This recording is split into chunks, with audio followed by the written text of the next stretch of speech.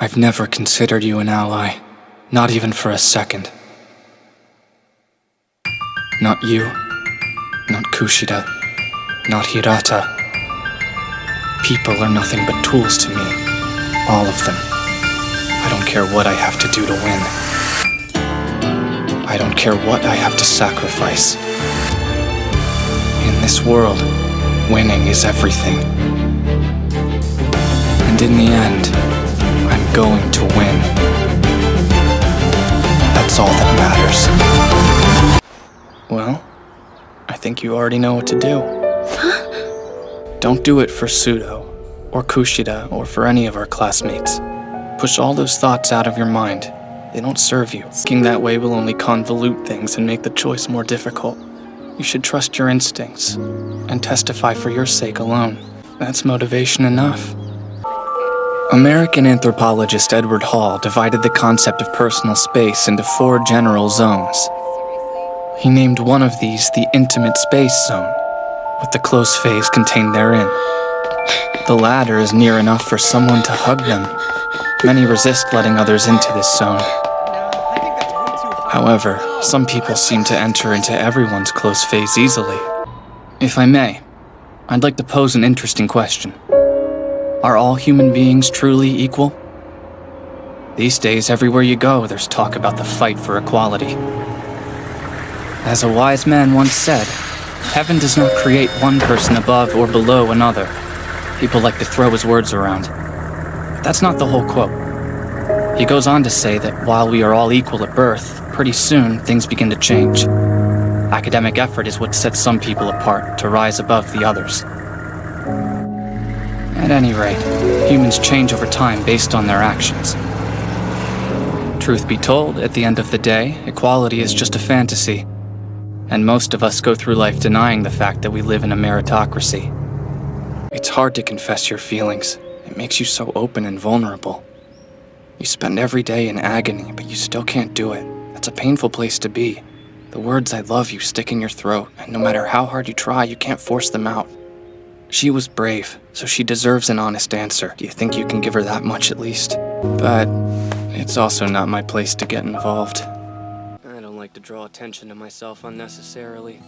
But I have a question. A burning question. Make it fast. Do you believe that our society is equal? That's quite a question for a boy of your age. But is there any point in my answering it this moment? It's important to me. I would appreciate an answer. Well, speaking from my own experience, our society is definitely not equal. Not in the least. I'm inclined to agree with you. The word equality is a lie that we're told. But still, humans are rational.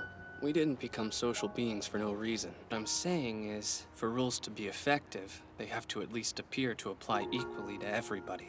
Hold on. Who are you? Really, what's your game? I will help you get to Class A, like I promised. But what? don't go prying into my life. Trying to manipulate me is not gonna work. You're going to regret your actions. No matter how you try to change, you'll always be a victim. You were terrified of being bullied again, so you hid your past and became a parasite that used others. Where did that get you? There's more to it than that. There's something you're trying to escape. Something so dreadful that you'd be willing to surrender your body. What is this trauma that you're hiding? I want to see it for myself. No! Don't touch me! Is this it? Is this your darkness? I understand. There are many kinds of despair that exist. What you've been through definitely qualifies, and you're not alone in that misery. Those with darkness in their hearts are drawn together, and then, the stronger one between them inevitably engulfs the other. This world of ours contains more darkness than you could ever imagine. Don't you think I deserve to know? If I had to explain myself for every little thing, it'd be a pain.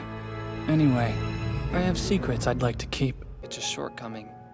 You make the assumption that other people hold you back, so you always keep them at an arm's length as a rule.